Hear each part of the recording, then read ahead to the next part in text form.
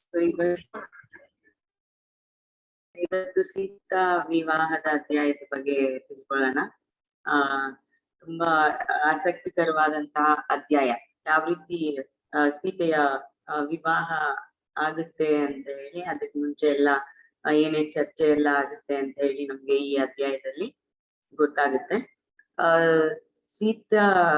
ಸೀತಾ ಮಾತೆ ವಿದೇಹವನ್ನ ಆಳೋದು ವಿಧಿಲಿಖಿತ ಆಗಿರ್ಲಿಲ್ಲ. ಆದ್ರೂ ಜನರು ಅದನ್ನ ಸಾಕಷ್ಟು ಆಶಯ ಪಡ್ತಾ ಇದ್ರು ಮತ್ತು ಅದಕ್ಕಾಗಿ ಪ್ರಾರ್ಥಿಸ್ತಾ ಇದ್ರು. ಕಳೆದ ಅಧ್ಯಾಯದಲ್ಲಿ ಹೇಳಿದಂಗೆ ಜನರು ತಮ್ಮನ್ನ ತಾವೇ ಆಡಳಿತ ನಡೆಸಲು ಕಲ್ತ್ಕೋಬೇಕು ಸಮೂಹ ಅಂತೇಳಿ ಜನಕ ಮಹಾರಾಜರು ಏನು ಸ್ಥಳೀಯ ಪರಿಷತ್ಗಳನ್ನ, ಗ್ರಾಮ ಪರಿಷತ್ಗಳನ್ನ ಸ್ಥಾಪಿಸ್ಲಿಕ್ಕೆ ಶುರು ಮಾಡ್ತಾರೆ. ಸೀತೆ ಕೂಡ ಅದರಲ್ಲಿ ಅತ್ಯಂತ ಹೆಚ್ಚಾಗಿ ತೊಡಗಿಸ್ಕೊಳ್ತಾಳೆ.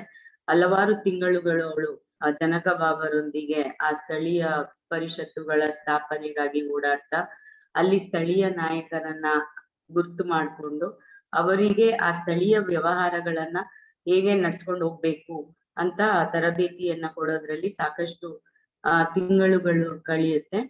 ಸೀತಾ ಮಾತೆಯ ಈ ರೀತಿಯ ಒಂದು ಉಪಸ್ಥಿತಿಯಿಂದ ಆಡಳಿತ ವ್ಯವಸ್ಥೆಯಲ್ಲಿ ಅತ್ಯಂತ ಭಾಗಿಯಾಗಿರೋದ್ರಿಂದ ಜನರು ಮುಂದೆ ಸೀತಾಮಾತೆ ಜನಕ ಮಹಾರಾಜರ ಉತ್ತರಾಧಿಕಾರಿ ಆಗ್ಬಹುದೇನೋ ಅನ್ನೋ ಒಂದು ಭಾವನೆ ಜನರಲ್ಲಿ ಬರ್ತಾ ಇರುತ್ತೆ ಸೀತೆ ಉಪಸ್ಥಿತಿಯಿಂದ ಆ ಕಾರ್ಯಗಳಲ್ಲಿ. ಜನಕ ಮಹಾರಾಜರು ಅದನ್ನ ಗ್ರಹಿಸ್ಕೊಂಡು ಅರ್ಥ ಮಾಡ್ಕೊಂಡು ಅಂತ ಒಂದು ಆಸೆಯನ್ನ ನಾವ್ ಈಗ್ಲೇ ಚಿವುಟೆ ಹಾಕ್ಬೇಕು, ಇಲ್ಲಾಂದ್ರೆ ಅದು ಮುಂದೆ ದೊಡ್ಡ ನಿರಾಸೆಗೆ ಕಾರಣ ಆಗುತ್ತೆ. ಜನರು ಇನ್ನೂ ಹೆಚ್ಚು ನಿರಾಸೆಗೊಳ್ಬಹುದು ಅಂತ ಹೇಳಿ ಅವರು ಮತ್ತೆ ಸ್ವಯಂವರದ ಚರ್ಚೆಯನ್ನ ಸುನೈನಾ ಮಾತಾರ ಬಳಿ ತೆಗಿತಾರೆ. ಮತ್ತೆ ಎಂದಿನಂತೆ ಸುನೈನಾ ಮಾತಾ ಅವರು ಕೂಡ ಇನ್ನೂ ಸ್ವಲ್ಪ ಸಮಯ ಇರ್ಲಿ, ಈಗ್ಲೇ ಅದ್ರ ಬಗ್ಗೆ ಬೇಡ ಅಂತ ಹೇಳ್ತಾರೆ. ಅದಕ್ಕೆ ಜನಕ ಮಹಾರಾಜರು ಹೇಳ್ತಾರೆ, ನಾವು ಸೀತೆ ಇಲ್ಲಿ ಆಡಳಿತ ನಡ್ಸಲ್ಲ ಅಂತ ಗೊತ್ತಿದ್ರು ಕೂಡ ಜನರಿಗೆ ಆ ರೀತಿ ನಂಬ್ಕೊಳ್ಳುವಂತೆ ಮಾಡೋದ್ ಕೂಡ ನಾವು ರಾಜ್ಯಕ್ಕೆ ಅನ್ಯಾಯ ಮಾಡದಂತೆ. ಆದ್ರಿಂದ ನಾವು ಈಗ ಸ್ವಯಂವರದ ಬಗ್ಗೆ ಯೋಚನೆ ಮಾಡ್ಬೇಕು ಅಂತ ಹೇಳ್ತಾರೆ. ಆಗ ಸುನೈನಾ ಮಾತಾ ಅವರು ಕೇಳ್ತಾರೆ, ಸೀತೆ ಆಡಳಿತ ನಡ್ಸಲ್ಲ ಅಂತ ಗೊತ್ತಿದ್ರು ಕೂಡ ನೀವ್ ಯಾಕೆ ಈ ತರಬೇತಿ, ಈ ಜ್ಞಾನವನ್ನೆಲ್ಲ ಸೀತೆಗೆ ಕೊಟ್ರಿ ಮತ್ತೆ ಅಂತ ಕೇಳ್ತಾರೆ ಸುನೈನಾ ಮಾತಾ. ಅವಾಗ ಅದಕ್ಕೆ ಜನಕ ಮಹಾರಾಜರು ಹೇಳ್ತಾರೆ, ಅದು ಕೇವಲ ಮಿಥಿಲೆಗಾಗಿ ನಾನ್ ಕೊಟ್ಟಿಲ್ಲ, ಮುಂದೆ ಭವಿಷ್ಯಕ್ಕೆ ಅದು ಬೇಕಾಗುತ್ತೆ. ಮತ್ತೆ ಸೀತೆ ಎಲ್ಲೋದ್ರೂನು ಆ ಜ್ಞಾನವನ್ನ ಬಳಸ್ಕೊಳ್ತಾಳೆ ಅನ್ನೋದು ನನ್ಗೆ ಗೊತ್ತಿದೆ ಅಂತ ಜನಕ ಮಹಾರಾಜರು ಉತ್ತರಿಸ್ತಾರೆ. ಅವಾಗ ಸುನೈನಾ ಮಾತಾ ಅವರು ಮತ್ತೆ ಹೇಳ್ತಾರೆ, ಆ ಸೀತೆಗೆ ಯೋಗ್ಯನಾದಂತ ಮತ್ತೆ ಅವಳಿಗೆ ತಕ್ಕನಾದ ಒಬ್ಬ ಒಬ್ಬ ವ್ಯಕ್ತಿಯನ್ನ ನನ್ಗೆ ಕಲ್ಪನೆ ಮಾಡ್ಕೊಳ್ಲಿಕ್ಕೂ ಕೂಡ ಸಾಧ್ಯ ಆಗ್ತಾ ಇಲ್ಲ ಅಂತ ಸುನೈನಾ ಮಾತಾ ಅವ್ರು ಹೇಳ್ತಾರೆ. ಅಂದ್ರೆ ಆ ಸೀತೆ ಅಷ್ಟೊಂದು ಜ್ಞಾನ, ಆಂತರಿಕ ಬಾಹ್ಯ ಸೌಂದರ್ಯ ಎಲ್ಲ ಇರೋದ್ರಿಂದ ಅವಳಿಗೆ ಒಂದು ಯೋಗ್ಯನಾದ ವರನನ್ನ ನನ್ಗೆ ಕಲ್ಪನೆ ಮಾಡ್ಕೊಳಕ್ಕೂ ಸಾಧ್ಯ ಆಗ್ತಾ ಇಲ್ಲ ಅಂತ ಸುನೈನಾ ಮಾತಾ ಅವ್ರು ಹೇಳ್ತಾರೆ. ಆಗ ಜನಕ ಮಹಾರಾಜರು ಹೇಳ್ತಾರೆ, ಈಗಾಗ್ಲೇ ಆ ವ್ಯಕ್ತಿ ತನ್ನನ್ನ ತಾನೇ ಸೀತೆಗೆ ಗೊತ್ತು ಮಾಡ್ಕೊಂಡಿದ್ದಾನೆ, ಸೀತೆಗೆ ಗೊತ್ತಿದೆ ಅಂತ ಜನಕ ಮಹಾರಾಜರು ಹೇಳ್ತಾರೆ. ಅವಾಗ ಸುನೈನಾ ಮಾತಾ ಆಶ್ಚರ್ಯದಿಂದ, ಯಾರು ಆ ವ್ಯಕ್ತಿ, ಎಲ್ಲಿದ್ದಾನೆ ಅಂತ ಕೇಳ್ತಾರೆ. ಅವಾಗ ಜನಕ ಮಹಾರಾಜರು ಹೇಳ್ತಾರೆ, ನನ್ಗೂ ಸರಿಯಾಗಿ ಗೊತ್ತಿಲ್ಲ ಅನ್ನೋ ರೀತಿಯಲ್ಲಿ ತಲೆಯನ್ನ ಅಲ್ಲಾಡ್ಸ್ಬಿಟ್ಟು, ಅದ್ ನನ್ಗೂ ಸರಿಯಾಗಿ ಗೊತ್ತಿಲ್ಲ. ಮತ್ತೆ ಅವ್ರಿಗೆ ಆ ಕಾಡಿನಲ್ಲಿ ಆ ದಿನ ಸೀತೆ ಧ್ಯಾನಸ್ಥಳಾಗಿದ್ದಂತಹ ಘಟನೆ ಜ್ಞಾಪಕಕ್ಕೆ ಬರುತ್ತೆ. ಸೀತೆ ಎಚ್ಚರ ಆದ್ಮೇಲೆ ಏನ್ ಹೇಳಿರ್ತಾರೆ ಅದೆಲ್ಲ ಜ್ಞಾಪಕಕ್ಕೆ ಬರುತ್ತೆ ಜನಕ ಮಹಾರಾಜರಿಗೆ. ನಾವು ಅವರ ಒಂದು ಅವರಿಬ್ಬರ ಮಿಲನಕ್ಕೆ ನಾವು ಅಡ್ಡಿ ಆಗ್ಬಾರ್ದು, ಆ ದಾರಿಯಲ್ಲಿ ನಾವು ಅಡ್ಡಿ ಆಗ್ಬಾರ್ದು, ಆದಷ್ಟು ಬೇಗ ನಾವು ಆ ಸ್ವಯಂವರವನ್ನ ಆಯೋಜನೆ ಮಾಡೋಣ ಅಂತ ಜನಕ ಮಹಾರಾಜರು ಹೇಳ್ತಾರೆ. ಆಗ ಸುನೈನಾ ಮಾತಾರವರಿಗೆ ಹೆಚ್ಚು ಏನು ಹೇಳಲಿಕ್ಕೆ ಉಳ್ದಿರಲ್ಲ, ಸೊ ಅವ್ರು ಒಪ್ಕೊಂಡು ಸುಮ್ನಾಗ್ತಾರೆ. ಈ ಒಂದು ಘಟನೆ ನಂತರ ಜನಕ ಮಹಾರಾಜರು ಸೀತೆಗೆ ಹೇಳ್ತಾರೆ, ಈ ರೀತಿ ನಾನು ನಿನ್ನ ಸ್ವಯಂವರವನ್ನ ಆಯೋಜನೆ ಮಾಡ್ಲಿಕ್ಕೆ ಯೋಚನೆ ಮಾಡ್ತಾ ಇದ್ದೀನಿ ಅಂತ. ಸೀತೆ ಅದನ್ನೇನು ಆಕ್ಷೇಪಿಸಲ್ಲ. ಆದ್ರೆ ಜನಕ ಮಹಾರಾಜರಿಗೆ ಅವಳ ಒಂದು ಮನಸ್ಥಿತಿಯಲ್ಲಿ ಬದಲಾವಣೆ ಕಾಣುತ್ತೆ. ಆ ವಿಷಯವನ್ನ ಹೇಳಿದ ತಕ್ಷಣ ಸೀತೆ ಮನಸ್ಥಿತಿಯಲ್ಲಿ ಅವರು ಬದಲಾವಣೆಯನ್ನ ಕಾಣ್ತಾರೆ. ಅದೇನು ಅಂತ ಹೇಳಿದಾಗ ಆಗ ಸೀತೆ ಅದನ್ನ ವ್ಯಕ್ತಪಡಿಸ್ತಾಳೆ. ನಾನು ಆ ವ್ಯಕ್ತಿನ ಗೊತ್ತು ಮಾಡ್ಕೊಳ್ಳಿಕ್ಕೆ ಆಗುತ್ತಾ, ನಾನು ಅವ್ರನ್ನ ಗುರ್ತಿಸ್ತೀನಾ ಅಂತ ಕೇಳ್ತಾಳೆ. ಅವಾಗ ಜನಕ ಮಹಾರಾಜರು ಹೇಳ್ತಾರೆ, ನೀನು ಈಗಾಗ್ಲೇ ನೀನು ಆ ಜ್ಞಾನ ಸ್ಥಿತಿಯಲ್ಲಿ ಅವ್ರನ್ನ ನೋಡಿದ್ಯಾ, ಸೊ ಅದು ಏನು ತೊಂದ್ರೆ ಆಗಲ್ಲ ನಿಂಗೆ ಗುರ್ತಿಸ್ಲಿಕ್ಕೆ ಅಂತ.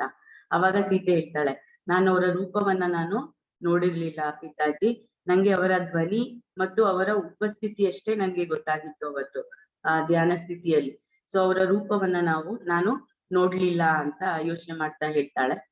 ಅವಾಗ ಜನಕ ಮಹಾರಾಜರು ಹೇಳ್ತಾರೆ, ನಿನ್ನ ಜೀವನದಲ್ಲಿ ಆಗ್ತಾ ಇರೋದೆಲ್ಲ ಮತ್ತೆ ನೀನು ಹುಟ್ಟಿದ್ದು ಎಲ್ಲವೂ ಪೂರ್ವ ನಿರ್ಧರಿತ, ಎಲ್ಲಾನು ಮುಂಚೆನೆ ಏರ್ಪಾಟಾಗಿ ಬಂದಿರೋ ರೀತಿಯಲ್ಲಿ ಕಾಣಿಸುತ್ತೆ. ಇದು ಕೂಡ ನಿನ್ನ ಸ್ವಯಂವರ ಕೂಡಾನು ಅದೇ ರೀತಿ ಆಗಿರುತ್ತೆ, ನನ್ಗೆ ಯಾವುದೇ ಸಂಶಯವಿಲ್ಲ ಅಂತ ಹೇಳ್ತಾರೆ. ಸೊ ನೀನು ಇಷ್ಟು ಚಿಂತೆ ಮಾಡ್ಬೇಡ ಅದ್ರ ಬಗ್ಗೆ ಅಂತ ಸೀತೆಗೆ ಹೇಳ್ತಾರೆ ಅವರು. ಆಗ ಸೀತೆ ಹೇಳ್ತಾಳೆ, ಪಿತಾಜಿ ನಿಮ್ಗೆ ನನ್ ಚಿಂತೆಯನ್ನ ಯಾವ ರೀತಿ ಹಗುರ ಮಾಡ್ಬೇಕು ಅನ್ನೋದ್ ಚೆನ್ನಾಗಿ ತಿಳ್ಕೊಂಡಿದ್ದೀರಾ, ನಾನು ಈ ವಿಷಯವನ್ನ ಮನಸ್ಸಿನಿಂದ ತೆಗ್ದು ಹಾಕ್ತೀನಿ ಅಂತ ಹೇಳಿ ಅವಳು ಸಾಕಷ್ಟು ಸಮಯ ಹಳ್ಳಿಗರ ಜೊತೆಯಲ್ಲಿ ಅವ್ರಿಗೆ ಬಿತ್ತನೆಯಲ್ಲಿ ಸಹಾಯ ಮಾಡುತ್ತಾ ಆ ವಿಷಯವನ್ನ ಮತ್ಕೊಂಡು ಇರ್ತಾಳೆ. ಮತ್ತೆ ಸ್ವಯಂವರಕ್ಕೆ ಕೆಲವು ವಾರಗಳಿದೆ ಅನ್ನುವಾಗ ಆರ್ಯವರ್ತದ ಎಲ್ಲಾ ರಾಜರುಗಳಿಗೆ ಸ್ವಯಂವರಕ್ಕೆ ಆಮಂತ್ರಣವನ್ನ ಕಳಿಸ್ಕೊಡಲಾಗುತ್ತೆ ವಿದೇಹ ರಾಜ್ಯದಿಂದ. ಮತ್ತೆ ಮಿಥಿಲಾ ರಾಜ್ಯದಲ್ಲಿ ಜನಕ ಮಹಾರಾಜರು ಆ ಹೊಸ ನೇಗಿಲನ್ನ ಸಿದ್ಧಪಡಿಸಿ ಎಲ್ಲಾ ರೈತರಿಗೂ ಅದನ್ನ ಬಳಸ್ಕೊಡೋ ಅಂತ ವಿಧಾನವನ್ನ ಹೇಳ್ಕೊಟ್ಟಿರ್ತಾರೆ.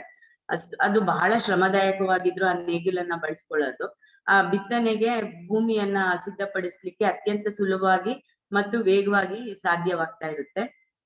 ಸೀತೆಗೂ ಅದನ್ನ ಕಲ್ತ್ಕೋಬೇಕು ಅಂತ ಆಸೆ ಆಗುತ್ತೆ. ಆಗ ಅವಳು ಸ್ವಯಂವರಕ್ಕೆ ಒಂದು ದಿನ ಮುಂಚೆ ಹತ್ತಿರದ ಒಂದು ಹೊಲಕ್ಕೆ ಸೋಮ ಮತ್ತು ಮೀನಾಕ್ಷಿ ಅವರನ್ನ ಆ ಉಳ್ಮೆಯನ್ನ ಮಾಡ್ಬೇಕು ನಾನು ಕೂಡ ಅಂತ ಕರ್ಕೊಂಡು ಹೋಗ್ತಾಳೆ. ಆಗ ಅಲ್ಲಿ ಎಲ್ರು ವಿರೋಧಿಸ್ತಾರೆ ಅದನ್ನ. ಮಹಾರಾಜ್ರೇ ಮಾಡೋದಿಕ್ಕೆ ಅನುಮತಿ ಕೊಡೋದು ಕಷ್ಟ, ಆದ್ರೂ ಮಹಾರಾಜರು ಅದನ್ನ ತೋರ್ಸ್ಕೊಟ್ಟಿದ್ದಾರೆ ಉಳುಮೆಯನ್ನ ಮಾಡಿ. ಅಂತದ್ರಲ್ಲಿ ಆ ರಾಣಿ ನೇಗಿಲನ್ನ ಬಳಸಿ ಉಳುಮೆ ಮಾಡ್ತೀನಿ ಅಂತ ಹೇಳಿದ್ರೆ ನಾವು ಒಪ್ಪಿಗೆ ಕೊಡಕ್ಕಾಗತ್ತಾ? ಖಂಡಿತ ಇಲ್ಲ ಅಂತ ಜನರು ರೈತರು ವಿರೋಧಿಸಿದಾಗ ಸೀತೆ ಕೇಳ್ಕೊತಾಳೆ, ಇಲ್ಲ ನೀವು ನನ್ಗೆ ಅವಕಾಶ ಮಾಡ್ಕೊಡ್ಲೇಬೇಕು, ನಂಗೆ ತುಂಬಾ ಇಚ್ಛೆ ಇದೆ ಅಂತ ಹೇಳಿ. ಸೊ ರೈತರು ಅವಕಾಶ ಮಾಡ್ಕೊಡ್ತಾರೆ. ಆ ನೇಗಿಲು ಅಷ್ಟು ಶ್ರಮದಾಯಕವಾಗಿದ್ರು ಕೂಡ ಆ ಸೀತೆ ಯಾವುದೋ ಒಂದು ಅವರ್ಣನೀಯ ಶಕ್ತಿಯಿಂದ ಅದನ್ನ ವರ್ಣಿಸ್ಲಾಗದೆ ಇರುವಂತ ಒಂದು ಶಕ್ತಿಯಿಂದ ಸುಲಭವಾಗಿ ಅದನ್ನ ಬಳಸ್ಕೊಂಡು ಉಳುಮೆ ಮಾಡ್ಲಿಕ್ಕೆ ಶುರು ಮಾಡ್ತಾಳೆ. ಯಾವುದೇ ಹೆಚ್ಚು ಶ್ರಮವಿಲ್ದೇನೆ ಅತ್ಯಂತ ಸರಾಗವಾಗಿ ಬಳಸ್ಕೊಂಡು ಉಳುಮೆ ಮಾಡ್ಲಿಕ್ಕೆ ಶುರು ಮಾಡ್ತಾಳೆ. ಕೆಲವು ನಿಮಿಷಗಳ ನಂತರ ಆ ನೇಗಿಲನ್ನ ಬಿಟ್ಟು ಅವಳು ಆ ಹೊಲದ ಮೇಲೆ ಮಂಡಿ ಊರಿ ಕೂತ್ಕೊಂಡು ಕೈಯಲ್ಲಿ ನೆಲವನ್ನ ಅಗಿಲಿಕ್ಕೆ ಶುರು ಮಾಡ್ತಾಳೆ. ಆಗ ಸೋಮ ಮೀನಾಕ್ಷಿ ಏನಾದ್ರೂ ಸಹಾಯ ಬೇಕೇನೋ ಮಾತೆಗೆ ಅಂತ ಸೀತೆ ಬಳಿ ಓಡೋಗ್ತಾರೆ. ಆದ್ರೆ ಅಲ್ಲಿ ಅಂತ ಅವಶ್ಯಕತೆ ಕಾಣಿಸಲ್ಲ ಸೋಮ ಮತ್ತೆ ಮೀನಾಕ್ಷಿಯರಿಗೆ. ಸೀತಾ ಮಾತೆ ಮಣ್ಣನ್ನ ಅಗ್ದು ತಗೊಂಡು ಇಷ್ಟು ಈ ಮಣ್ಣಿಗೆ ನಾವು ಈ ವಸುಂಧರಾ ಮಾತೆಗೆ ಎಷ್ಟು ಕೃತಜ್ಞರಾಗ್ಬೇಕು, ಎಷ್ಟು ಜೀವರಾಶಿಗಳನ್ನ ಅವಳು ಪೋಷಿಸ್ತಾ ಇದ್ದಾಳೆ, ಇದನ್ನ ನಾವು ಶುದ್ಧವಾಗಿ ಇಟ್ಕೊಂಡ್ರೆ, ಇದಕ್ಕೆ ನಾವು ಬೆಲೆಯನ್ನ ಕೊಟ್ರೆ, ಗೌರವವನ್ನ ಕೊಟ್ರೆ ಯಾವುದೇ ರೋಗ ರುಜಿನಿಗಳು ನಮ್ಮ ಬಳಿ ಸುಳಿಯಲ್ಲ. ಅದನ್ನ ನಾವು ಅರ್ಥ ಮಾಡ್ಕೋಬೇಕು. ಇಷ್ಟು ಜೀವರಾಶಿಗಳಿಗೆ ಆಹಾರ ಕೊಡ್ತಾ ಇರುವಂತ ಆ ವಸುಂಧರಾ ಮಾತೆಯನ್ನ ನಾವು ಎಷ್ಟು ಕಡಿಮೆ ಪ್ರಶಂಸಿಸ್ತೀವಿ ಅಂದ್ರೆ ಅದಕ್ಕೆ ಎಷ್ಟು ಗೌರವವನ್ನ ನಾವು ಕೊಡ್ಬೇಕು ಅಂತ ಸೀತಾ ಮಾತೆ ಆ ಮಣ್ಣನ್ನ ಇಟ್ಕೊಂಡು ಗಲ್ಲಕ್ಕೆ ಹಚ್ಕೋತಾ ತನ್ನ ಕೆನ್ನೆಗೆ ಅದನ್ನ ಸೌಡ್ಕೋತಾ ಅದಕ್ಕೆ ಮುತ್ತನ್ನ ಕೊಡ್ತಾಳೆ. ಅದು ಅಷ್ಟು ಕೆಸರು ಕೊಳೆ ಏನಿದ್ರು ಅವಳು ಯೋಚನೆ ಮಾಡಲ್ಲ. ಅಷ್ಟು ಪ್ರೀತಿಯಿಂದ ವಸುಂಧರಾ ಮಾತೆಯನ್ನ ಸ್ಪರ್ಶಿಸ್ತಾಳೆ ಅವಳು, ಅದಕ್ಕೆ ಮುತ್ತನ್ನ ಕೊಟ್ಟು. ಅದಾದ್ಮೇಲೆ ದೂರದಲ್ಲಿ ನೋಡ್ತಾ ಸೀತಾ ಮಾತೆ ಹೇಳ್ತಾರೆ, ನನ್ಗೆ ಅವನ ಉಪಸ್ಥಿತಿಯಲ್ಲಿ ಅನುಭವ ಆಗ್ತಾ ಇದೆ, ಅವನಿಲ್ಲಿದ್ದಾನೆ ಅಂತ ಸೀತಾ ಮಾತೆ ದೂರದಲ್ಲಿ ನೋಡ್ತಾ ಹೇಳ್ತಾರೆ. ಇದಾಗಿ ಕೆಲವು ಕ್ಷಣಗಳ ನಂತರ ಸೀತಾ ಮಾತೆ ಆ ರೈತನಿಗೆ ಉಳುಮೆ ಮಾಡ್ಲಿಕ್ಕೆ ಅವಕಾಶ ಮಾಡ್ಕೊಡ್ಲಿಕ್ಕೆ ಅತಿ ಧನ್ಯವಾದಗಳನ್ನ ಹೇಳ್ತಾಳೆ. ಮತ್ತು ನಾನು ಉಳುಮೆ ಮಾಡುವಾಗ ಆ ಹತ್ರದಲ್ಲಿ ಒಂದು ರಥ ನಿಂತಿತ್ತಲ್ಲ, ಆ ರಥ ಯಾವುದು ಅಂತ ಕೇಳ್ತಾಳೆ ಆ ರೈತರನ್ನ. ಅವಾಗ ಆ ರೈತರು ಅವಳಿಗೆ ಹಳ್ಳಿಗರು ಹೇಳ್ತಾರೆ, ಅದು ಅಯೋಧ್ಯೆಯಿಂದ ಬಂದಿರುವಂತಹ ರಾಜಕುಮಾರರ ರಥ. ಅವರ ಕುದುರೆಗೆ ನೀರ್ ಬೇಕಾಗಿದ್ರಿಂದ ನೀರನ್ನ ಕೇಳಲಿಕ್ಕೆ ಅವರು ಇಲ್ಲಿ ನಿಂತ್ಕೊಂಡಿದ್ರು. ಮತ್ತೆ ರಾಜ್ಕುಮಾರಿ ನೀವು ಉಳುಮೆ ಮಾಡೋದನ್ನ ಅವ್ರು ನೋಡ್ಬಿಟ್ಟು ಅತ್ಯಂತ ಆಶ್ಚರ್ಯದಿಂದ, ನಾನು ಇಂಥ ನಾವುಗಳು ಇಂಥ ನೇಗಿಲನ್ನು ನೋಡಿಲ್ಲ, ಮತ್ತೆ ಒಬ್ಬ ಹೆಣ್ಣು ಮಗಳು ಆ ಉಳುಮೆ ಮಾಡೋದನ್ನು ನಾವು ಯಾವತ್ತೂ ನೋಡಿರ್ಲಿಲ್ಲ, ಅತ್ಯಂತ ಆಶ್ಚರ್ಯ ಆಗ್ತಾ ಇದೆ, ಯಾರು ಅವರು ಅಂತ ಕೇಳಿದ್ರು. ಆಗ ನಾವ್ ಹೇಳಿದ್ವಿ ಅದು ನಮ್ಮ ರಾಜ್ಕುಮಾರಿ ಸೀತಾ ಅಂತ ಹೇಳಿ. ಅವಾಗ ಅವರು ಇಂಥದನ್ನ ಅಂದ್ರೆ ಒಂದು ಹೆಣ್ಣು ಮಗಳಾಗಿ ನೇಗಿಲನ್ನ ಇಟ್ಕೊಂಡು ಉಳುಮೆ ಮಾಡ್ತಾ ಇರೋದನ್ನ ಸಾಧಿಸಿರುವಂತ ಒಂದು ಹೆಣ್ಮಗಳನ್ನ ಭೇಟಿ ಮಾಡ್ಲಿಕ್ಕೆ ನಾನು ಬಹಳ ಉತ್ಸುಕನಾಗಿದ್ದೇನೆ ಅಂತ ಹೇಳ್ಬಿಟ್ಟು ಹೋದ್ರು ಅಂತ ಹಳ್ಳಿಗರು ಹೇಳ್ತಾರೆ. ಆಗ ಸೀತೆಯಲ್ಲಿ ಒಂದು ರೀತಿ ಅವಳ ದೇಹದಲ್ಲಿ ಒಂದು ಸಂಚಲನದ ರೀತಿ ಉಂಟಾಗುತ್ತೆ. ಅವಳು ಸೋಮನ ಕಡೆ ನೋಡ್ತಾಳೆ. ಅವರಿಬ್ಬರ ಮಧ್ಯ ಒಂದು ಕಣ್ದೃಷ್ಟಿ ವಿನಿಮಯ ಆಗುತ್ತೆ. ಆಗ ಮೀನಾಕ್ಷಿಗೆ ಅದು ಅರ್ಥ ಆಗುತ್ತೆ, ಅವಳು ಅದನ್ನ ಗಮನಿಸ್ತಾಳೆ. ಆಗ ಮೀನಾಕ್ಷಿ ಅನ್ಕೋತಾಳೆ, ಆದ್ರೆ ಸೀತಾಮಾತೆ ಅಯೋಧ್ಯೆಯ ರಾಜಕುಮಾರನನ್ನ ಕಾಯ್ತಾ ಇದ್ಲಾ ಅಂತ ಅವಳಿಗೆ ಮೀನಾಕ್ಷಿಗೆ ಅನ್ಸುತ್ತೆ. ಮತ್ತೆ ಅರಮನೆಗೆ ಬಂದ ನಂತರ ಈ ಸೀತೆ ಉಳುಮೆ ಮಾಡಿದ್ರ ಬಗ್ಗೆ ಅಲ್ಲಿ ಚರ್ಚೆ ಆಗ್ತಾ ಇರುತ್ತೆ ಅರಮನೆಯಲ್ಲಿ. ಆಗ ಸುನೈನಾ ಮಾತಾ ಅವರು ಕೇಳ್ತಾರೆ ಸೀತೆಯನ್ನ ಊಟದ ಸಮಯದಲ್ಲಿ, ಗಂಡಸ್ರಿಗೆ ಆ ನೇಗಿಲನ್ನ ಬಳಸಿ ಉಳುಮೆ ಮಾಡೋದು ಅಷ್ಟು ಕಷ್ಟ ಇದೆ ಸೀತೆ, ನೀನ್ ಹೇಗೆ ಅದನ್ನ ಸಾಧಿಸ್ದೆ ಅಂತ ಕೇಳ್ತಾರೆ. ಆಗ ಜನಕ ಮಹಾರಾಜರು ಪ್ರೀತಿಯಿಂದ ಹೇಳ್ತಾರೆ, ನನ್ನ ಪ್ರೀತಿಯ ಕಂದ, ನೀನ್ ಹೇಳು ತಾಯಿಗೆ ಯಾವ ರೀತಿ ನೀನ್ ಅದನ್ನ ಬಳಸ್ದೆ ಅಂತ. ಆಗ ಸೀತಾ ಮಾತೆ ಸುನೈನಾ ಮಾತರಿಗೆ ಹೇಳ್ತಾಳೆ, ಮಾತಾ ಇದು ಮನಸ್ಸಿನ ವಿಷಯ, ನನ್ನ ದೇಹದಲ್ಲಿ ಆ ಶಕ್ತಿ ಇಲ್ಲದೆ ಇದ್ರು ಕೂಡ ನನ್ನ ಮನಸ್ಸಿನ ಇಚ್ಛಾಶಕ್ತಿಯಿಂದ ನನ್ನ ದೇಹ ಆ ದೌರ್ಬಲ್ಯವನ್ನ ಮೆಟ್ಟಿ ನಿಲ್ತು, ಆ ಮನಸ್ಸು ನನ್ನ ದೇಹಕ್ಕೆ ಸೂಚನೆಯನ್ನ ಕೊಡ್ತು ಈ ರೀತಿ ಮಾಡ್ಬೇಕು ಅಂತ, ಮತ್ತೆ ನನ್ನ ದೇಹ ಅದಕ್ಕೆ ಸಹಕರಿಸ್ತು ಅಂತ ಹೇಳಿ, ಇದು ನನ್ಗೆ ಜನಕ ಬಾಬಾರವರು ನನ್ಗೆ ಕೊಟ್ಟ ತರಬೇತಿ ಆಗಿದೆ ಅಂತ ಸೀತೆ ಉತ್ತರಿಸ್ತಾಳೆ ತಾಯಿಗೆ.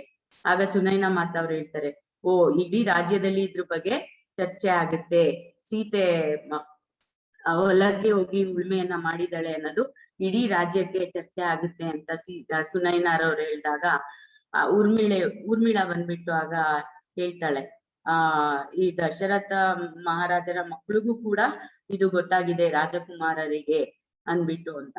ಆಗ ಸುನೈನಾ ಮಾತಾರವ್ರು ಹೇಳ್ತಾರೆ, ಅರಮನೆಗೆ ಅದು ಸುದ್ದಿ ಮುಟ್ಟಿತ್ತು, ದಶರಥ ಮಹಾರಾಜರ ರಾಜಕುಮಾರರು ಇಲ್ಲೇ ಹತ್ತಿರದ ಆಶ್ರಮದಲ್ಲಿ ವಿಶ್ವಾಮಿತ್ರ ಋಷಿಗಳೊಂದಿಗೆ ಬಂದು ಇದ್ದಾರೆ ಅಂತ ಹೇಳ್ಬಿಟ್ಟು ಖಂಡಿತ ಅವರು ಶಿವಧನುಸ್ಸನ್ನ ನೋಡ್ಲಿಕ್ಕೆ ಬಂದೇ ಬರ್ತಾರೆ, ಮತ್ತೆ ಅವರು ಸ್ವಯಂವರದಲ್ಲೂ ಕೂಡ ಭಾಗವಹಿಸ್ಬೋದು ಅಂತ ಸುನೈನಾ ಮಾತೆ ಹೇಳ್ತಾರೆ.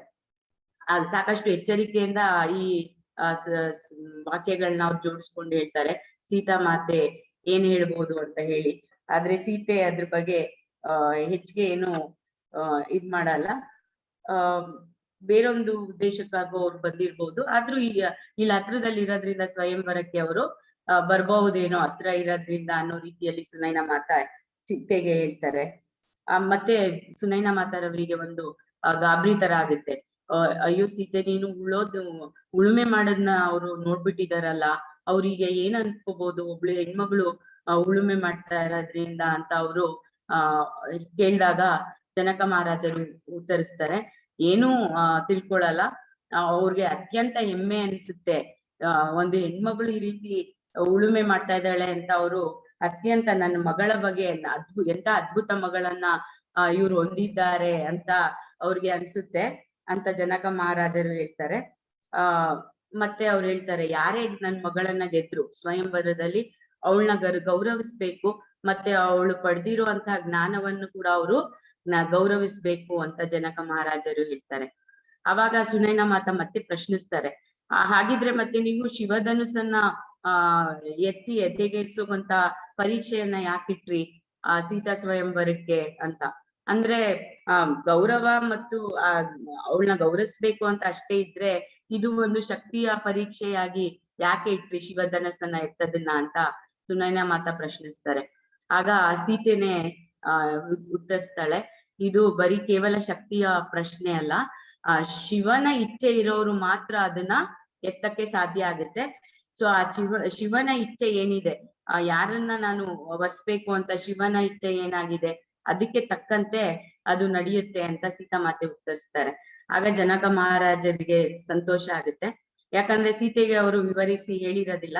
ಆ ಧ್ಯಾನದಲ್ಲಿ ಅವ್ರಿಗೆ ಈ ಶಿವಧನುಸ್ಸನ್ನ ಸ್ವಯಂವರಕ್ಕೆ ಒಂದು ಪರೀಕ್ಷೆಯಾಗಿ ಇಡ್ಬೇಕು ಅನ್ನೋದು ಅವ್ರಿಗೆ ಧ್ಯಾನದಲ್ಲಿ ಬಂದಿರುತ್ತೆ.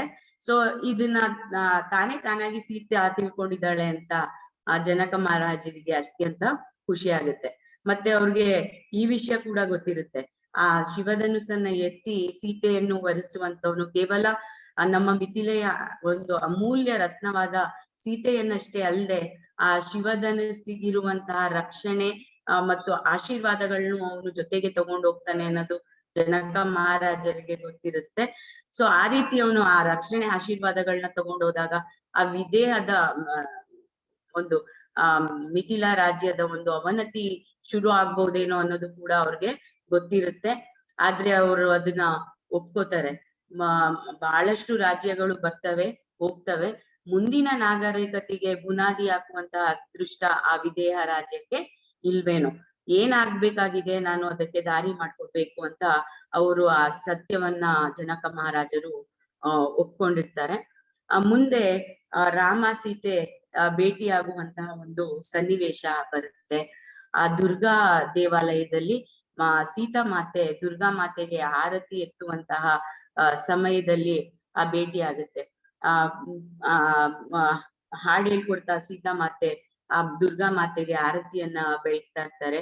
ಆ ಒಂದು ದೇವಸ್ಥಾನದ ಸೌಂದರ್ಯದ ಬಗ್ಗೆ ಆ ಅಯೋಧ್ಯೆಯ ರಾಜಕುಮಾರರಿಗೆ ತಿಳಿದು, ಮತ್ತೆ ಆ ಬೆಟ್ಟದ ಮೇಲಿಂದ ಬರ್ತಾ ಇರುವಂತಹ ಆ ಗಾನ ಮಾಧುರ್ಯಕ್ಕೆ, ಅಷ್ಟು ಇಂಪಾದಂತಹ ಗಾನ ಮತ್ತು ಒಂದು ಅತೀಂದ್ರಿಯವಾದಂತಹ ಗಾಯನ ನನ್ನ ಎಲ್ಲಾ ಇಂದ್ರಿಯಗಳನ್ನ ಎಚ್ಚರಿಸ್ತಾ ಇದೆಯೇನೋ ಅನ್ನೋ ರೀತಿ ಆ ದಿವ್ಯವಾದ ಗಾಯನವನ್ನ ಕೇಳಿ ಆ ಅಯೋಧ್ಯೆಯ ರಾಜಕುಮಾರರು ಅದೇ ಸಮಯಕ್ಕೆ ಆ ಸೀತೆ ಹಾಡು ಹೇಳ್ಕೊಂಡು ಆರತಿ ಮಾಡ್ತಾ ಇರುವಂತ ಸಮಯಕ್ಕೆ ದೇವಾಲಯಕ್ಕೆ ಹೋಗ್ತಾರೆ. ಮತ್ತೆ ಸೀತೆಯೊಂದಿಗೆ ಉಷಾ ಮತ್ತು ರೋಹಣ ಮತ್ತೆ ಸೋಮ ಎಲ್ಲಾ ಸಿದ್ಧತೆಯನ್ನ ಮಾಡ್ಕೊಂಡು ಅಲ್ಲಿ ಹೋಗಿರ್ತಾರೆ. ಸೀತಾ ಮಾತೆ ಅತ್ಯಂತ ಉತ್ತಮವಾಗಿ ದೇವಸ್ಥಾನಕ್ಕೆ ಹೋಗ್ತಾ ಇದ್ರಿಂದ ಆರತಿಗೆ ಅತ್ಯಂತ ಉತ್ತಮವಾಗಿ ಸಿದ್ಧವಾಗಿ ಹೋಗಿರ್ತಾರೆ ಆ ದೇವಸ್ಥಾನಕ್ಕೆ. ಸೊ ಆರತಿ ಬೆಳಗಿದ ನಂತರ ಹಿಂದೆ ತಿರುಗಿದಾಗ ಅವ್ರಿಗೆ ರಾಜ್ಕುಮಾರರು ಕಾಣಿಸ್ತಾರೆ. ಆ ರಾಮನನ್ನ ನೋಡಿದ ತಕ್ಷಣ ಸೀತಾ ಮಾತೆ ಒಂಥರ ಸ್ತಂಭಿತಳಾಗ್ಬಿಡ್ತಾಳೆ. ಇಬ್ಬರ ದೃಷ್ಟಿಗಳು ವಿನಿಮಯ ಆಗುತ್ತೆ. ಇಬ್ರು ತದೇಕವಾಗಿ ಯಾವುದೇ ಮಾತಾಡದೆ ಇಬ್ರು ಒಬ್ರನ್ನೊಬ್ರು ನೋಡ್ತಾ ನಿಂತ್ಕೊಂಡ್ಬಿಡ್ತಾರೆ, ರಾಮ ಮತ್ತು ಸೀತೆ. ಆವಾಗ ಅದ್ರಲ್ಲಿ ಕಿರಿಯ ರಾಜ್ಕುಮಾರ ಲಕ್ಷ್ಮಣ ಮೌನವನ್ನ ಮುರಿದ್ಬಿಟ್ಟು, ನಾನು ಲಕ್ಷ್ಮಣ ಮತ್ತು ಇವ್ರು ನನ್ನ ಅಣ್ಣ ರಾಮ ಅಂತ ಪರಿಚಯ ಮಾಡ್ಕೊಡ್ತಾರೆ. ಆಗ್ಲೂ ರಾಮ ಮತ್ತು ಸೀತೆ ಇಬ್ಬರು ಕೂಡ ಮೌನವಾಗಿ ಒಬ್ರನ್ನೊಬ್ರು ನೋಡ್ಕೋತಾ ಇರ್ತಾರೆ. ಆಗ ಊರ್ಮಿಳೆ ಬಂದು ತನ್ನ ಮತ್ತು ಸೀತೆಯ ಪರಿಚಯವನ್ನ ಲಕ್ಷ್ಮಣನ ಬಳಿ ಮಾತಾಡ್ಕೋತಾಳೆ. ಆಗ ಕೆಲವು ನಿಮಿಷದ ನಂತರ ಶ್ರೀರಾಮ ಮೌನವನ್ನ ಮುರಿದು ಓ ನೀವೇನಾ ರಾಜಕುಮಾರಿ ಸೀತಾ ಎಂದು ಕೇಳ್ತಾರೆ. ನಾನ್ ನಿಮ್ನ ನೆನ್ನೆ ಹೊಲದಲ್ಲಿ ನೋಡ್ದೆ, ನೀವು ಆ ಮಣ್ಣನ್ನ ಮಗುವನ್ನ ಎತ್ಕೊಳ್ಳೋ ರೀತಿ ಆ ಮಣ್ಣನ್ನ ಎತ್ಕೊಂಡು ಅದಕ್ಕೆ ಅತ್ಯಂತ ಕೋಮಲತೆಯಿಂದ ಗಲ್ಲಕ್ಕೆ ಒತ್ಕೊಳ್ಳೋದನ್ನ ನಾನು ದೂರದಿಂದ ನೋಡ್ದೆ ಅಂತ ಶ್ರೀರಾಮ ಸೀತೆಗೆ ಹೇಳ್ತಾರೆ. ಆಗ ಸೀತೆ ಉತ್ತರಿಸ್ತಾಳೆ, ಹೌದು ನಾನೇ. ನಾವು ವಿದೇಹದ ಜನತೆಗೆ ವಸುಂಧರ ಮಾತೆಯನ್ನ ಪ್ರೀತಿಸೋದನ್ನ ಹೇಳ್ಕೊಡ್ತೀವಿ, ಮತ್ತೆ ಅದನ್ನ ಗೌರವಿಸಲು ಕೂಡ ನಾವು ಕಲಿಸ್ತೀವಿ ಅಂತ ಮೃದುವಾಗಿ ಹೇಳ್ತಾಳೆ. ಅದು ನಮ್ಮ ಶಕ್ತಿಯ ಮೂಲ ಅಂತ ಸೀತೆ ಉತ್ತರಿಸ್ತಾಳೆ. ಆಗ ರಾಮ ಹೇಳ್ತಾನೆ, ನಾನು ನಿಮ್ಮ ವಿಧಾನಗಳನ್ನ ಕಲ್ತ್ಕೊಳ್ಳಿಕ್ಕೆ ಬಯಸ್ತೀನಿ, ಆದ್ರಿಂದ ನಾನು ಅಯೋಧ್ಯೆಗೆ ಕಲ್ತ್ಕೊಂಡು ನಾನು ಅದನ್ನ ಅಯೋಧ್ಯೆ ಮತ್ತು ಎಲ್ಲಾ ಕೋಸಲ ರಾಜ್ಯಕ್ಕೆ ನಾನು ಅದನ್ನ ತೆಗೆದುಕೊಂಡು ಹೋಗ್ಲಿಕ್ಕೆ ಬಯಸ್ತೀನಿ ಅಂತ ಶ್ರೀರಾಮ ಸೀತೆಗೆ ಹೇಳ್ತಾರೆ. ಅವಾಗ ಇಂದಿನಿಂದ ನಿಮ್ಮೊಂದಿಗೆ ನಾನು ಆ ಜ್ಞಾನಗಳನ್ನ ಹಂಚ್ಕೊಳ್ಳಿಕ್ಕೆ ಅತ್ಯಂತ ಉತ್ಸುಕನಾಗಿದ್ದೇನೆ ಅಂತ ಜನಕ ಮಹಾರಾಜರ ಧ್ವನಿ ಇಂದಿನಿಂದ ಕೇಳಿಸುತ್ತೆ. ಆಗ ಅವ್ರು ಹೇಳ್ತಾರೆ, ಮಹಾರಾಜ ದಶರಥರ ಪುತ್ರರೇ, ನಿಮ್ಮನ್ನ ನಾನು ನಮ್ಮ ರಾಜ್ಯಕ್ಕೆ ಬರಮಾಡಿಕೊಳ್ಳಲು ಅತ್ಯಂತ ಸಂತೋಷ ಪಡ್ತೀನಿ ಅಂತ ಆನಂದ ಪರವಶರಾಗಿ ಅವರು ಹೇಳ್ತಾರೆ. ಆಮೇಲೆ ಬರಮಾಡಿಕೊಂಡ ಮೇಲೆ ಅವ್ರು ಹೇಳ್ತಾರೆ, ರಾಮ್, ನಿಮ್ಮ ಕೀರ್ತಿ ನಿಮಗಿಂತ ಮುಂಚೂಣಿಯಲ್ಲಿದೆ. ಅಂದ್ರೆ ನಿಮ್ಗಿಂತ ಮುಂಚೆ ನಿಮ್ ಕೀರ್ತಿ ಎಲ್ಲಾ ಕಡೆ ತಲುಪಿಟ್ಟಿದೆ. ಮಿಥಿಲೆಯಲ್ಲಿ ಎಲ್ಲರೂ ನಿಮ್ಮ ಕಾರ್ಯಗಳ ಬಗ್ಗೆ ಕೇಳಿದ್ದಾರೆ. ನೀವು ನಮ್ಮ ರಾಜ್ಯದಲ್ಲಿರುವಂತದ್ದು ನಮ್ಗೆ ಅತ್ಯಂತ ದೊಡ್ಡ ಗೌರವ ಮತ್ತು ನಿಮ್ಮೊಂದಿಗೆ ನಮ್ ಕೃಷಿ ವಿಧಾನಗಳನ್ನ ಹಂಚ್ಕೊಳ್ಳೋದು ನಾವು ಸಂತೋಷ ಪಡ್ತೀವಿ ಹಂಚ್ಕೊಳ್ಲಿಕ್ಕೆ ಅಂತ ಜನಕ ಮಹಾರಾಜರು ರಾಮರಿಗೆ ಹೇಳ್ತಾರೆ. ಅವತ್ತು ರಾತ್ರಿ ಅರಮನೆಯಲ್ಲಿ ಸಾಕಷ್ಟು ಚರ್ಚೆ ನಡೆಯುತ್ತೆ ಆ ರಾಮ ಮತ್ತು ಸೀತೆಯ ಭೇಟಿ ಬಗ್ಗೆ. ರಾತ್ರಿ ರೋಹಣ, ಉಷಾ, ಸೋಮ, ಮೀನಾಕ್ಷಿ ಎಲ್ರು ಊಟಕ್ಕೆ ಬಡಿಸ್ತಾ ಇರ್ತಾರೆ. ಅವಾಗ ಸುನೈನಾ ಮಾತಾರವರು ಆಸಕ್ತಿಯಿಂದ ಕೇಳ್ತಾರೆ, ಈ ದೇವಾಲಯದಲ್ಲಿ ನೀವೆಲ್ಲರೂ ಅಯೋಧ್ಯೆಯ ರಾಜರನ್ನ ನೋಡಿದ್ದೀರಂತಲ್ಲ ಇವತ್ತು, ಅವ್ರು ಹೇಗ್ ಕಾಣಿಸ್ತಾರೆ, ಅವ್ರ ಚೆಲುವು ಯಾವ ರೀತಿ ಇದೆ? ನಾನು ಸೀತೆಯನ್ನ ಕೇಳಿದಾಗ ಸೀತೆ ನನ್ಗೆ ಏನು ಹೇಳಲಿಲ್ಲ. ನೀವಾದ್ರೂ ಎಲ್ರು ನೋಡಿದೀರಾ ಅಲ್ಲ, ನೀವೆಲ್ರು ನನ್ಗೆ ಅದನ್ನ ವಿವರಿಸಿ ಹೇಳಿ ಅಂತ ಸುನೈನಾ ಮಾತಾ ಕೇಳ್ತಾರೆ. ಸೀತಾ ಮಾತೆ ತನ್ಗೆ ಅದೇನು ಸಂಬಂಧವೇ ಇಲ್ವೇನೋ ಅನ್ನೋ ರೀತಿಯಲ್ಲಿ ಊಟದಲ್ಲಿ ಮಗ್ನರಾಗಿರ್ತಾರೆ ಸೀತೆ. ಆಗ ರೋಹಣ ಮೊದ್ಲು ಹೇಳ್ತಾಳೆ, ಮಹಾರಾಣಿಯವರೇ, ನಮ್ಮ ಮಹಾರಾಜರಲ್ಲಿ ಇರುವಂತಹ ಶಕ್ತಿಯನ್ನು ನಾನು ಮುಂಚೆ ಎಲ್ಲೂ ನೋಡಿರ್ಲಿಲ್ಲ. ಆದ್ರೆ ಈ ವ್ಯಕ್ತಿಯಲ್ಲಿ ನಾನು ಅದನ್ನ ನೋಡ್ದೆ. ಅವರ ತೋಳು ಮತ್ತೆ ಅವರು ಎದೆ ಎಷ್ಟು ಪರಿಪೂರ್ಣವಾಗಿದೆ ಅಂತ ಅತ್ಯಂತ ಭಾವೋದ್ವೇಗದಿಂದ ರೋಹಣ ಉತ್ತರಿಸ್ತಾಳೆ. ಅವಾಗ ಉಷಾ ಮತ್ತೆ ಅದನ್ನ ಮುಂದುವರಿಸ್ತಾಳೆ. ಉಷಾ ಅನ್ನುವ ಸೇವಕಿ ಮತ್ತೆ ಅಂತ ಸೌಂದರ್ಯವನ್ನ ನೋಡ್ಲಿಕ್ಕೆ ಸಾಧ್ಯ ಇಲ್ಲ. ಆ ನೋಟದಲ್ಲಿರುವಂತಹ ಮಿನುಗು, ಆ ಸ್ಪಾರ್ಕಲ್ ಅನ್ನ ನಾನು ಗಮನಿಸಿದ್ದೇನೆ. ಮತ್ತು ಅತ್ಯಂತ ಪರಿಪೂರ್ಣವಾಗಿ ಆ ರಾಮರ ಲಕ್ಷಣಗಳು ರೂಪುಗೊಂಡಿದೆ. ತೆಳುವಾಗಿ ನೀಳವಾಗಿರುವಂತಹ ಮೂಗು, ಸುಂದರವಾದ ಚೌಕಟ್ಟುಳ್ಳಂತಹ ಮುಖ ಮತ್ತು ಪರಿಪೂರ್ಣವಾದ ತುಟಿಗಳು, ಮತ್ತೆ ಅವ್ರ ಕೂದಲು ಅವರ ಹೆಗಲವರೆಗೂ ಹರಡ್ಕೊಂಡಿತ್ತು. ಮತ್ತೆ ಆ ಮುಖಕ್ಕೆ ಸರಿಯಾದ ಚೌಕಟ್ಟನ್ನ ಕೊಡೋ ರೀತಿಯಲ್ಲಿ ಸಡಿಲವಾಗಿ ಅವರು ಕೂದಲನ್ನ ಕಟ್ಕೊಂಡಿದ್ರು ಅಂತ ಉಷಾ ಹೇಳ್ತಾಳೆ. ಅವಾಗ ಸುನೈನಾ ಮಾತಾ ಅವರು ಮತ್ತೆ ಕೇಳ್ತಾರೆ, ಸೋಮ ಮೀನಾಕ್ಷಿ ಸೋಮ ಮತ್ತು ಮೀನಾಕ್ಷಿ ಹತ್ರ ತಿರುಗಿ, ಮೀನಾಕ್ಷಿ ನೀನ್ ಯಾವ ರೀತಿ ನೋಡ್ದೆ ಹೇಳು ಅಂತ ಕೇಳಿದಾಗ ಆಗ ಮೀನಾಕ್ಷಿ ಹೇಳ್ತಾಳೆ, ಕ್ಷಮಿಸಿ ಅಂತ ಹೇಳಿ, ನಾನು ಸರಿಯಾಗಿ ಗಮನಿಸಿಲ್ಲ ಅಂತ ಹೇಳಿ. ಅವಾಗ ಸೋಮಳ ಹತ್ರ ತಿರುಗಿ ಸೋಮಳನ್ನ ಕೇಳಿದಾಗ ಸೋಮ ಉತ್ತರಿಸ್ಲಿಕ್ಕೆ ಸ್ವಲ್ಪ ಯೋಚನೆ ಮಾಡ್ಬಿಟ್ಟು ಹೇಳ್ತಾಳೆ, ಮಹಾರಾಣಿಯವರೇ, ದಯವಿಟ್ಟು ಕ್ಷಮಿಸಿ, ನನ್ಗೆ ಯಾವ ರೀತಿ ನಿಮ್ಮ ಪ್ರಶ್ನೆಗೆ ಉತ್ತರ ಹೇಳ್ಬೇಕು ಅಂತ ಗೊತ್ತಾಗ್ತಾ ಇಲ್ಲ. ಅವ್ರ ರಾಮರ ರೂಪದಿಂದ ಹೊರ ಬರ್ತಾ ಇರುವಂತ ಆ ಬೆಳಕು ನನ್ನ ಕಣ್ಣನ್ನ ಕುಕ್ಕಿ ನಿಜವಾಗ್ಲೂ ನಂಗೆ ಏನನ್ನ ಗಮನಿಸ್ಲಿಕ್ಕೆ ಆಗ್ಲೇ ಇಲ್ಲ, ಅಷ್ಟು ಬೆಳಕು ಬರ್ತಾ ಇತ್ತು ಆ ರಾಮರಿಂದ ಅಂತ ಸೋಮ ಉತ್ತರಿಸ್ತಾಳೆ. ಅವಾಗ ಸೀತೆ ಹೇಳ್ತಾರೆ, ನೀನು ಆ ಬೆಳಕನ್ನೇ ದೃಷ್ಟಿಸಿ ನೋಡ್ಬೇಕಾಯ್ತು ಸೋಮ, ಆಚೆ ಈಚೆ ನೀನು ನೋಡ್ಬಾರ್ದಿತ್ತು ಅಂತ ಸೋಮ ಹೇಳ್ತಾಳೆ. ಅವಾಗ ನಿನ್ಗೆ ಅವರ ದೈವಿಕ ರೂಪ ಕಾಣಿಸ್ಕೊಳ್ಳೋದು, ನೀನು ಏಕ ಪ್ರಕಾರವಾಗಿ ಬೆಳಕನ್ನೇ ದೃಷ್ಟಿಸ್ಬೇಕಿತ್ತು ಅಂತ ಸೀತಾ ಮಾತೆ ಹೇಳ್ತಾರೆ ಮೌನವನ್ನ ಮುರಿದು. ಅವಾಗ ಸೋಮ ಮತ್ತೆ ಉತ್ತರಿಸ್ತಾಳೆ, ನಾನು ಆ ಕಡೆ ಹೊರಳಿ ಮತ್ತೆ ಈ ಕಡೆ ತಿರುಗಿ ನೋಡಿದಾಗ ನನ್ಗೆ ಆ ಶ್ರೀರಾಮರ ಒಂದು ಮಾನವ ರೂಪ ನನ್ಗೆ ಕಾಣಿಸ್ತು. ಅವಾಗ ಅನ್ಬಿಟ್ಟು ಸೋಮ ಕೂಡ ವರ್ಣಿಸ್ತಾಳೆ ರಾಮನ ರೂಪವನ್ನ. ಹೇಗೆ ವರ್ಣಿಸೋದು ಅಂತ ತುಂಬಾ ಕಷ್ಟ. ಆದರೆ ರೋಹಣ ಹೇಳಿದ್ದು ಸರಿಯಾಗಿದೆ. ಅತ್ಯಂತ ಶಕ್ತಿಯನ್ನ ಹೊರಸೂಸ್ತಾ ಇರುವಂತಹ ಸುಂದರವಾದ ರೂಪ. ನಮ್ಮ ಮಹಾರಾಜರಷ್ಟು ಎತ್ತರವಿಲ್ಲ, ಆದ್ರೂ ಅವರು ವಿಶಾಲವಾದ ಎದೆಯನ್ನ ಹೊಂದಿದ್ದು, ಪ್ರತಿಯೊಂದು ಸ್ನಾಯುಗಳು ಕೂಡ ಸ್ಪಷ್ಟವಾಗಿದೆ. ಮತ್ತೆ ಅದೇ ರೀತಿ ವರ್ಣಿಸ್ತಾರೆ ಮೂಗು ಮತ್ತು ಅವರ ಮುಖದ ಬಗ್ಗೆ ಉಷಾ ಹೇಳಿದ ರೀತಿಯಲ್ಲಿ ಸೋಮ ಕೂಡ ಹೇಳ್ತಾಳೆ. ಸೊ ಅವರ ಕಣ್ಣುಗಳ ನೋಟವನ್ನ ಹಿಡಿಯೋ ಅಷ್ಟು ಹತ್ರದಲ್ಲಿ ನಾವಿದ್ವಿ. ಮಾತೆಯ ಕಣ್ಣುಗಳನ್ನ ನನ್ಗೆ ಯಾವ ರೀತಿ ವರ್ಣಿಸ್ಲಿಕ್ಕೆ ಸಾಧ್ಯ ಇಲ್ವೋ, ರಾಮರ ಕಣ್ಣುಗಳನ್ನು ಕೂಡ ನನ್ಗೆ ವರ್ಣಿಸ್ಲಿಕ್ಕೆ ಸಾಧ್ಯ ಇಲ್ಲ ಅಂತ ಸೋಮ ಹೇಳ್ತಾಳೆ. ಆಗ ಸೀತೆ ನಕ್ಬಿಟ್ಟು ಹೇಳ್ತಾಳೆ, ನೀನು ಅವರ ಬಾಹ್ಯ ರೂಪವನ್ನಷ್ಟೇ, ಆ ಹೊರಗಿನ ರೂಪವನ್ನಷ್ಟೇ ವರ್ಣಿಸಿದ್ಯಾ ಅಂತ ಹೇಳಿ. ಆಗ ಸೋಮ ಸ್ವಲ್ಪ ಹೊತ್ತು ಆ ಸುಮ್ನಿದ್ದು ಮತ್ತೆ ಮುಂದುವರ್ಸ್ಬಿಟ್ಟು ಹೇಳ್ತಾಳೆ, ಅವರು ಎಲ್ಲಾ ರಾಜರಂತೆ ಔಪಚಾರಿಕವಾಗಿ ತುಂಬಾ ಸುಲಭವಾಗಿ ತಲುಪಬಹುದಾದಂತೆ ಕಂಡು ಬಂದ್ರು. ಮತ್ತೆ ಅವ್ರು ಹೇಗ್ ಕಂಡು ಬಂದ್ರು ಅಂತ ನಿಜವಾಗ್ಲೂ ವರ್ಣಿಸ್ಲಿಕ್ಕೆ ಅಸಾಧ್ಯ ಅಂತ ಸೋಮ ಹೇಳ್ತಾರೆ. ಈ ರೀತಿ ಚರ್ಚೆ ಆಗ್ತಾ ಇದ್ದಂತೆ ಮೀನಾಕ್ಷಿಗೆ ಕೆಲವು ದಿನಗಳ ಹಿಂದೆ ಅರಮನೆಯಲ್ಲಿ ರಾಮರ ಬಗ್ಗೆ ಚರ್ಚೆಯಾದಂತಹ ಘಟನೆ ಜ್ಞಾಪಕಕ್ಕೆ ಬರುತ್ತೆ. ಆಗ ಅಲ್ಲಿ ಶ್ರೀರಾಮ ತಾಟಕಿಯನ್ನ ಸಾಧನೆಗಳನ್ನ ಬೇರೆ ಬೇರೆ ಸಾಧನೆಗಳನ್ನ ಮತ್ತು ತಾಟಕಿಯಂತಹ ರಾಕ್ಷಸಿಯನ್ನು ಕೊಂದಂತಹ ಘಟನೆಯ ಬಗ್ಗೆ ಚರ್ಚೆ ಆಗ್ತಾ ಇರುತ್ತೆ.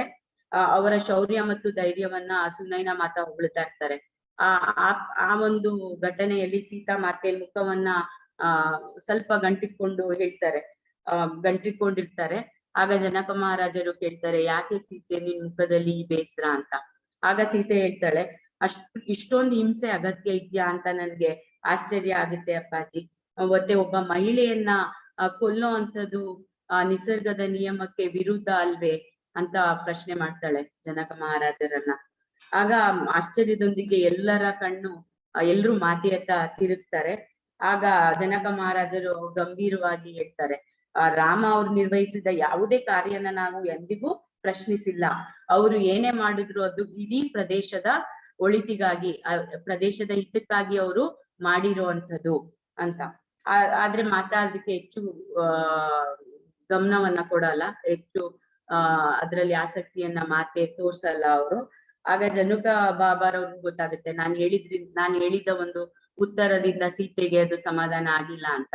ಆಗ ಅವರು ವಿಷಯವನ್ನ ಮತ್ತೊಂದು ಘಟನೆಗೆ ಹೊರಳಿಸಿ ಅಹಲ್ಯೆಯ ಘಟನೆಯ ಬಗ್ಗೆ ಬರ್ತಾರೆ ಅವರು.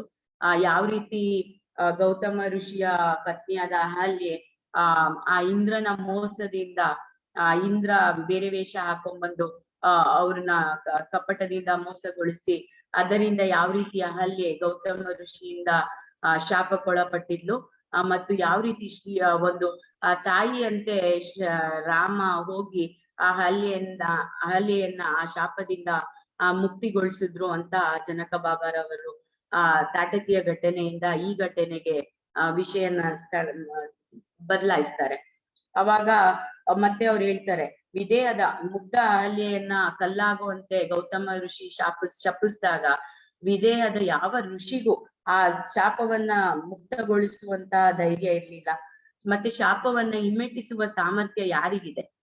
ಯಾರಿಗೂ ಸಾಧ್ಯ ಇಲ್ಲ ಅದು. ಆಗಿದ್ರು ರಾಮ ಅವರು ತಾಯಿಯ ರೀತಿ ಅವಳನ್ನ ಅಹಲ್ಯೆಯನ್ನ ಸಮೀಪಿಸಿ ಅವಳನ್ನ ಸಂಕಟದಿಂದ ಮುಕ್ತಗೊಳಿಸಿದ್ರು ಅಂತ ಜನಕ ಮಹಾರಾಜರು ಹೇಳ್ತಾರೆ. ಇದಕ್ಕಿಂತ ದೊಡ್ಡ ಅನುಕಂಪ ಇನ್ನೊಂದು ಎಲ್ಲಿಯಾದ್ರೂ ಇದ್ಯಾ ಅಂತ ಅವರು ಸೀತೆಗೆ ಕೇಳ್ತಾರೆ. ಮತ್ತೆ ಅವ್ರು ಹೇಳ್ತಾರೆ, ಅದು ಅತ್ಯಂತ ಬಹು ದೊಡ್ಡ ಕಾರ್ಯ ಆಗಿತ್ತು ಅದು ಶ್ರೀರಾಮ ಮಾಡಿದಂಥದ್ದು. ತನ್ನ ಸ್ವಂತ ತಪ್ಪಿಲ್ದೆ ಅನ್ಯಾಯವಾಗಿ ಅಹಲ್ಯೆ ಶಪಿಸಲ್ಪಟ್ಟಿದ್ಲು. ಈ ಕತೆ ಜನಜನಿತವಾಗಿ ಯಾವ ರೀತಿ ಜನರಿಗೆ ತಲುಪಿದೆ ಅದು ಆ ರೀತಿ ಸಂಭವಿಸಿಲ್ಲ. ಆದ್ರೂ ಕೂಡ ನಾವು ಇಲ್ಲಿ ರಾಮ ಅವಳನ್ನ ಶಾಪದಿಂದ ಗೊಳಿಸಿದ್ದಾರೆ ಅನ್ನೋದನ್ನ ಗಮನಿಸ್ಬೇಕಾಗತ್ತೆ. ಯಾರೇ ಆಗ್ಲಿ ಶಾಪವನ್ನ ರದ್ದುಗೊಳಿಸೋದು ಎಷ್ಟು ಅಪರೂಪ, ಅದನ್ನ ಹಿಮ್ಮೆಟ್ಟಿಸೋದು ಎಷ್ಟು ಅಪರೂಪ ಆಗಿದೆ. ನಮ್ಮ ಋಷಿಗಳಿಗೆ ಅದನ್ನ ಸಾಧಿಸ್ಲಿಕ್ಕೆ ಸಾಧ್ಯವಾಗಿಲ್ಲ. ಮತ್ತೆ ಅಮಾಯಕರ ಮೇಲೆ ಶಾಪಗಳು ಯಾವ್ಯಾವ ರೀತಿ ಪರಿಣಾಮ ಬೀರ್ತಾ ಇದೆ ಅಂತ ನಾವೆಲ್ಲರೂ ನೋಡ್ತಾ ಇದ್ದೀವಿ. ಸ್ವಯಂ ಋಷಿ ರೀತಿಯಲ್ಲಿ ಇರುವಂತಹ ಅಹಲ್ಯೆಯಷ್ಟು ಪರಿಶುದ್ಧ ಮತ್ತು ಜ್ಞಾನಿಯಾಗಿರುವಂತಹ ಅಹಲ್ಯೆ ಆ ಶಾಪದಿಂದ ಬಾಧಿತಳಾಗಿರೋದು, ತೊಂದರೆಗೊಳಗಾಗಿರೋದನ್ನ ನೋಡಿದ್ರೆ ತುಂಬಾ ನೋವುಂಟು ಮಾಡುತ್ತೆ ಅಂತ ಹೇಳ್ತಾಳೆ. ಅವಾಗ ಜನಕ ಮಹಾರಾಜರು ಹೇಳ್ತಾರೆ, ಸೀತೆ ಬಹುಶಃ ಒಂದು ದಿನ ಯಾರಾದರೂ ಇದನ್ನ ಸರಿ ಮಾಡಬಹುದು. ಅಂದ್ರೆ ಈ ಶಾಪವನ್ನ ಕೊಟ್ಟು ಅಮಾಯಕರು ಪಡುವಂತದನ್ನ ಯಾರಾದ್ರೂ ಸರಿ ಮಾಡ್ಬೋದು. ಋಷಿಗಳು ತಮ್ಮ ಅಧಿಕಾರವನ್ನ ದುರುಪಯೋಗ ಪಡಿಸ್ಕೊಳ್ಳೋದನ್ನ ನಾವು ಹೆಚ್ಚಾಗಿ ಕಾಣ್ತಿದೀವಿ. ಅದನ್ನು ಹಿಂತೆಗೆದುಕೊಳ್ಳುವಂತ ಸಮಯ ಪ್ರಾಯಶಃ ಈಗ ಬಂದಿದೆ ಅಂತ. ಇಷ್ಟು ಘಟನೆಯನ್ನ ಅಯೋಧ್ಯೆಯ ರಾಜಕುಮಾರರು ಬಂದು ದೇವಾಲಯದಲ್ಲಿ ಭೇಟಿಯ ಬಗ್ಗೆ ಚರ್ಚೆ ಆದಾಗ ಮೀನಾಕ್ಷಿಗೆ ಜ್ಞಾಪಕ ಬರುತ್ತೆ. ಆಗ ಅವಳು ಅನ್ಕೋತಾಳೆ, ಆ ತಾಟಕಿಯ ಹತ್ಯೆ ವಿಷಯ ಹೇಳಿದಾಗ ಆ ಮಾತೆ ಎಷ್ಟು ಕಳವಳ ಪಟ್ರು, ಆ ಬೇಸರವನ್ನ ಪಟ್ಕೊಂಡಿದ್ರು. ಇದು ಅವರ ರಾಜ್ಕುಮಾರರ ಭಾವನೆಗಳ ಮೇಲೆ ಇದು ಪರಿಣಾಮ ಬೀರ್ಬಹುದೇನೋ ಅಂತ ಮೀನಾಕ್ಷಿ ಅನ್ಕೋತಿರ್ತಾಳೆ. ಆದ್ರೆ ಅದೃಷ್ಟವಶಾತ್ ಆ ರೀತಿ ಏನು ಆಗಲ್ಲ. ಸೊ ಇಲ್ಲಿಗೆ ಒಂದು ಭಾಗ ಮುಗಿಯುತ್ತೆ ಈ ಅಧ್ಯಾಯದಲ್ಲಿ. ಮುಂದಿನ ಭಾಗವನ್ನ ಕರೆಕ್ಟ್ ಆಗಿ ಈಗ ಸಮಯ 7 ಗಂಟೆ ಆಗಿದೆ. ಸೊ ನಾವು ಮುಂದಿನ ಸತ್ಸಂಗದಲ್ಲಿ ಮುಂದಿನ ಭಾಗವನ್ನ ಆ ಸ್ವಯಂವರ ಮತ್ತು ಆನಂತರ ಏನಾಗುತ್ತೆ ಅಂತ ನಾವು ತಿಳ್ಕೋಬಹುದು.